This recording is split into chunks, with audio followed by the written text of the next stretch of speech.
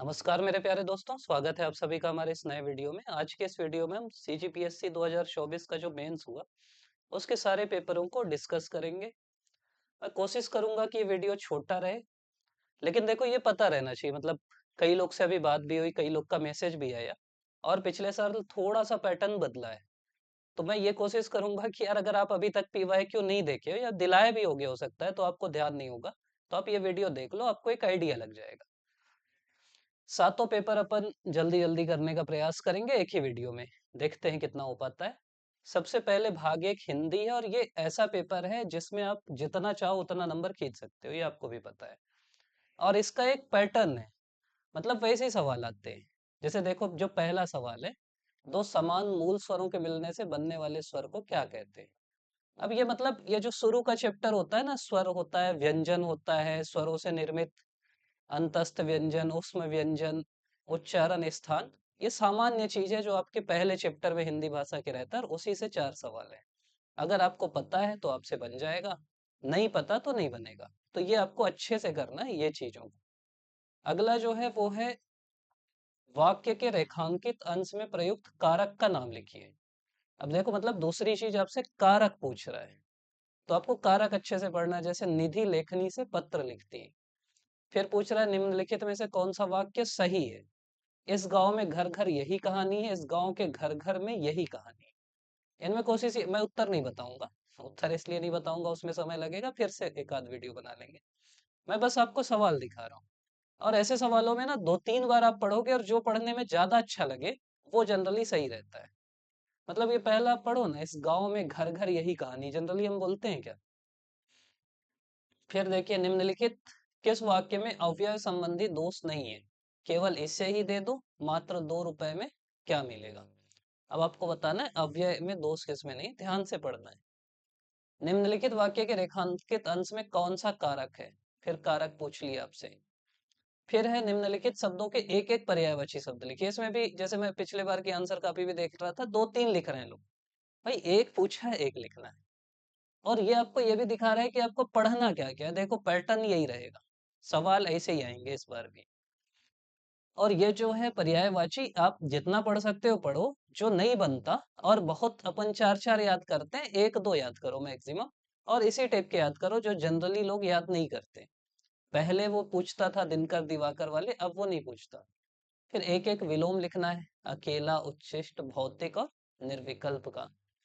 फिर एक एक तत्सम लिखना है सभी का, अंगरखा, संस्कृति, कौड़ी और खप्पर। और तद्भव लिखना है। अब बहुत सरल चीज है, मतलब मंडूक का तद्भव आप बना सकते हो, लोचन बना सकते हो, संस्कृति का बना सकते हो। तो इस टाइप की चीजें ना पढ़ सकते हो, मतलब इनमें कोई बहुत रॉकेट साइंस नहीं है, मैं ये समझाना चाहता हूँ। तो क्या क्या आ रहा है, पर्यायवाची 2 नंबर का, विलोम 2 नंबर का, तत्सम, तद्भव। अब पूछ रहा है समास। देखो, द्वंद समास को परिभाषित करते हुए एक उदाहरण। तो जो पूछा है ना 2 नंबर का, सीधा लिखना है। द्वंद समास आपको पता है क्या होता है, और केवल एक उदाहरण देते ना, कुछ भी माता पिता, माता और पिता करके कुछ भी कर दो। फिर 2 नंबर का समासिक पदों का विग्रह करना है और समास का नाम लिखना है, जन्मांध और राजा रानी। समास हो गया। अब संधि आ गया। स्वर संधि को परिभाषित करते हुए इसके दो उदाहरण लिखो, अगले बार हो सकता है वो व्यंजन लिखते हैं। तो ऐसे ही होता है। और संधि विच्छेद करते हुए संधि का नाम लिखना, वागजाल और मनोहर। तो आप थोड़ा भी संधि पढ़ोगे, थोड़ा भी समास पढ़ोगे, आराम से कर सकते हो। फिर उपसर्ग आ गया कि निम्नलिखित उपसर्गों से एक एक शब्द की रचना करना है। अब ये सब ना वहां भी सोच सकते हो, ऐसा नहीं कुछ चीज आप नहीं सुने, आपसे नहीं बना, कुछ भी लिख के आ जाओ। मतलब कुछ तो सोच लोगे, उप से आपको उपकार याद आया, लिख दो, कोई दिक्कत नहीं। हो सकता है सही, हो सकता है गलत हो। फिर प्रत्यय है 2 नंबर का। फिर समुच्चारित है, प्रदीप, प्रतीप, तरणी, तरणी, स्वजन, स्वजन। तो मैं ये आपको ये बोल रहा हूँ, जैसा पूछ रहा है ना, अब जैसे ये 4 नंबर का है, इसको आपको नहीं छोड़ना है। 4 नंबर मतलब ये अच्छे से पढ़ना है, ये जनरली अपन कम पढ़ते हैं। फिर है कि एक एक सार्थक शब्द लिखना इन वाक्यांशों के लिए, कि ना बहुत ठंडा ना बहुत गर्म, जो क्षमा पाने लायक है, जो बाएं हाथ से तीर चलाता है। फिर इनके शुद्ध रूप लिखना है, गड्ढा, सीधा साधा, महत्व, माननीय। फिर वाक्यों के शुद्ध रूप लिखना है।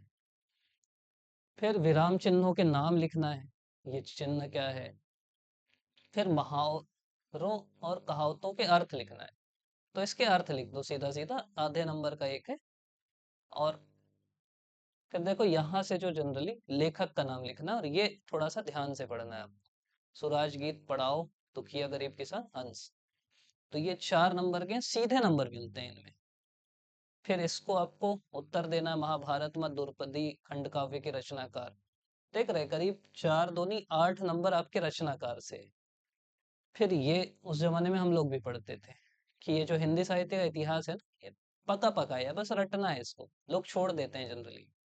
देखो कितना है, ग्रियर्सन वीर गाथा काल को किस नाम से पुकारा, साहित्य लेखन समझा उसका नाम बताइए, हजारा प्रसाद द्विवेदी ने कितने कालों में विभक्त किया है, युगों के नामकरण पर टिप्पणी लिखना है।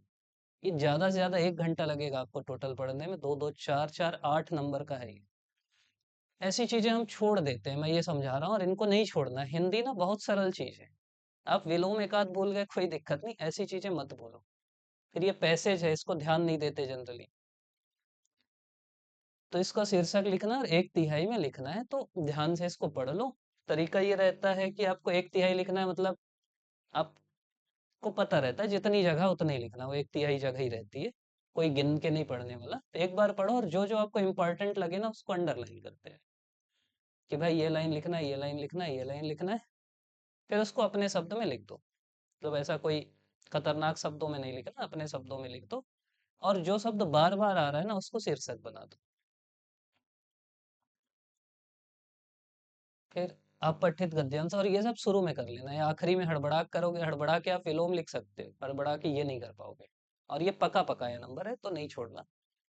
इसमें कोशिश ये करना, पहले ना सवाल पढ़ लेना, भक्ति आंदोलन की विशेषता, इसके संकेत कब मिलते हैं, भक्ति आंदोलन। फिर पैसेज पढ़ना, तो हो सकता है उत्तर जल्दी मिलते जाता है, उसको टिक करते जाना। और यही करना, इसी में करना। उसमें करोगे ना तो एक पेज पलटाना पड़ता है, तो दिक्कत होती है। मतलब ना अच्छे से यूज करना है, जैसे इसका आपको समरी लिखना है, क्वेश्चन पेपर ऐसे सामने लिखो और आंसर शीट में सीधा समरी लिख लेना। देखो कोई इसमें ना 2 नंबर शीर्षक का है, 6 नंबर 1/3 लिखने में, 8 नंबर बिना मेहनत के मिल रहा है। ये 8, और ये कितना है, 1 2 3 4 दूनी 8, 16 नंबर फ्री के नंबर है, इसके लिए कोई पढ़ने की जरूरत ही नहीं। तो इनको ना थोड़ा सा अच्छे से करना है। ये भी फ्री के नंबर है। शासकीय पत्रों के कोई 8 प्रकार लिखिए, प्रेस विज्ञप्ति से आप क्या समझते हैं स्पष्ट कीजिए। एक आध तो देख लो, मतलब शासकीय पत्र क्या होते हैं वही तो पढ़ते हैं अपन। प्रेस विज्ञप्ति क्या होता है, कोई भी प्रेस, कोई भी घटना होती है उसका प्रेस में जब हम भेजते हैं तो प्रेस विज्ञप्ति होता है। तो एक ना आप समझ लो, उस हिसाब से सबका बना के रख लो।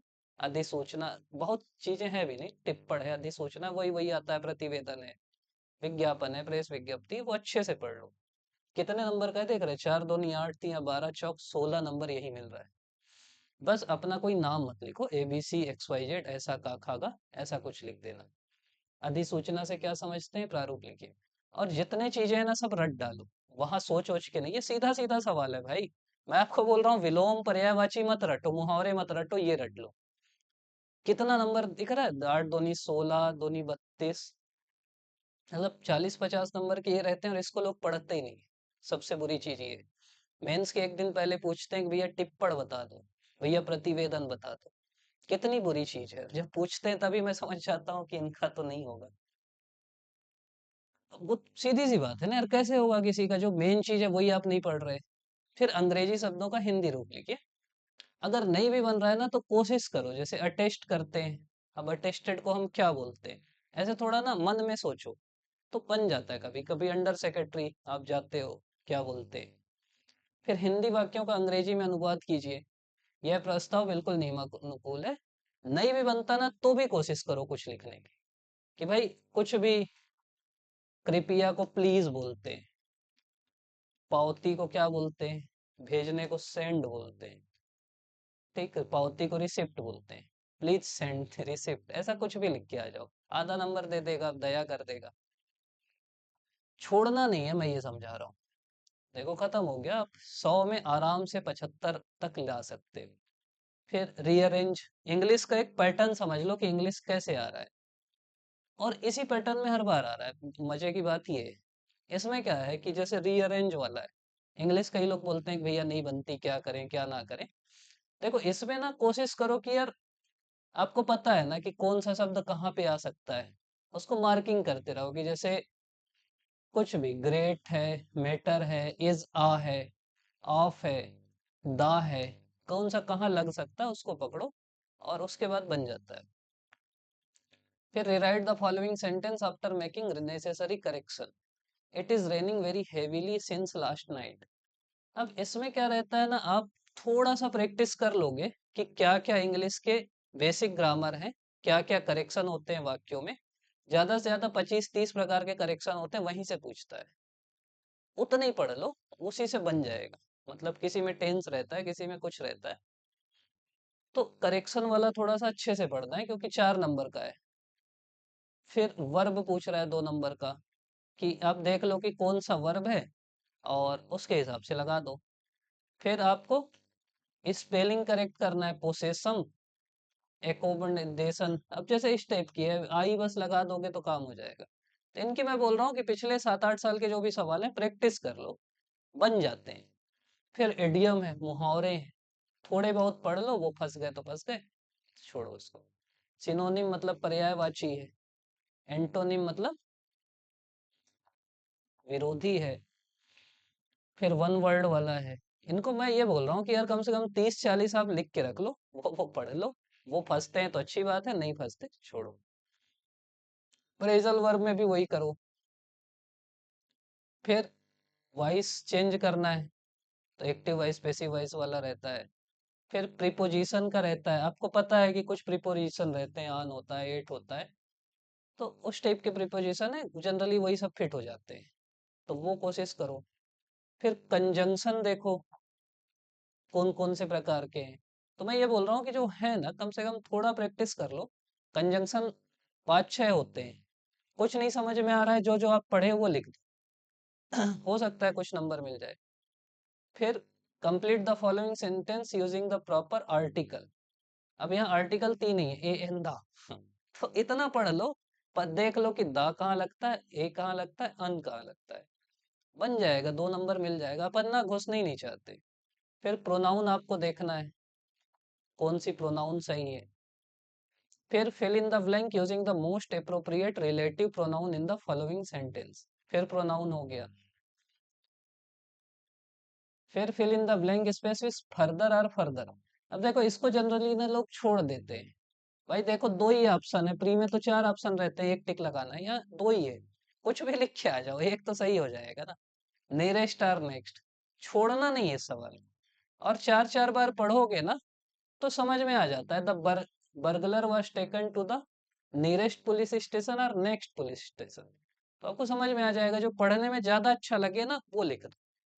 Rewrite the following sentence inserting the given adverb in the normal position. Seldom और by 9:30। तो मैं ये बोल रहा हूँ कि यार प्रैक्टिस करो, मतलब ये ऐसी चीज है कि इसको छोड़ के मत आओ। फिर एडवर्ब हो गया। फिर आपको मॉडल यूज करना है। अब आप बस देख लो, 5-6 मॉडल हैं जो जनरली यूज होते हैं, आपको पता भी है ना, तो शुड होगा, कुड होगा, मस्ट होगा, साल होगा, किसका कहाँ यूज होता है वो देख लो। 6 नंबर ये फ्री का है। पहले सवाल पढ़ लो, जहां जहां पे कुछ नहीं तो देख लो कि यार फ्यू डिकेट कहाँ पे लिखा है, बस उसी को टिक कर दो, वहीं पे आंसर रहता है। बचपन में तो यही करते थे हम लोग। प्रीसी है, ये भी 6 नंबर का फ्री का है। जो जो इम्पोर्टेंट चीज लग रही है उसको नीचे लाइन खींच दो और उसको लिख दो। 6 दूनी 12, ये मिल गया। अब छत्तीसगढ़ी में क्या आता है। सबसे पहले छत्तीसगढ़ी समानार्थी है, विनय कुमार पाठक है। अच्छे से पढ़ लो जो मेन मेन चीज है। जो कुछ चीज आपको पता ही है, आप छत्तीसगढ़ी वाले हो, कुछ जो नहीं पता वो देख लो, कि वानर को क्या बोलते हैं, लंगड़ा को क्या बोलते हैं। फिर हिंदी समानार्थी है, मतलब उतना ही पढ़ लोगे तो 10 नंबर तो आपका कहीं नहीं गया। 10 में 8-9 बने ही जाते हैं। फिर है छत्तीसगढ़ी बोली, व्याकरण और कोश के रचनाकार कौन है। ये पढ़ना ही है आपको। हिंदी भाषा में भी आता है लेखक और यहाँ भी आता है। फिर छत्तीसगढ़ की भाषाओं के संपादक कौन है। फिर पुल्लिंग शब्दों के स्त्रीलिंग बनाइए, दुलरवा और करिया। तो फिर लिंग छत्तीसगढ़ी में पूछेगा। फिर दिशावाचक क्रिया विशेषणों के नाम, विनय पाठक को रट लो, और कुछ नहीं। जहां जहां सवाल आते हैं। बर का प्रयोग किस कारक में होता है। फिर ते पढ़वे वाक्य में कौन काल और पुरुष की पहचान कीजिए, गाय कोठा का समास विग्रह किए, पंचर का आशय स्पष्ट कीजिए। ये मतलब छत्तीसगढ़ छत्तीसगढ़ बोलने वाले हो तो आप लोग को कोई दिक्कत नहीं, नहीं भी बोलने वाले हो तो बन जाता है ये, थोड़ा सा पढ़ोगे ना तो बन जाता है। वे जा रहे हैं, तुम लिख चुके थे, इसको बस मैं ये बोलूंगा कि आप भले छत्तीसगढ़ी बोलने वाले हो लेकिन थोड़ा इसकी प्रैक्टिस कर लो। ये नंबर ना बिल्कुल फ्री के नंबर है, आप थोड़ा पढ़ लोगे फिर बनने लगेगा। और सीधा सीधा उसी बुक से उठा के आ रहा है। फिर हिंदी ऐसे देना, नदियां पहला होना, जागे जागे सुतना, तो ये देख लो। फिर देखो रचनाकार आ गए, छत्तीसगढ़ महाकाव्य की रचना किसने की, विधिक सेवा प्राधिकरण हो गया, तुलसी की बिरुवा जगाए, शिवायन, गवई के गीत। हमारे जमाने में भी यही आता था, अब भी वही आ रहा है।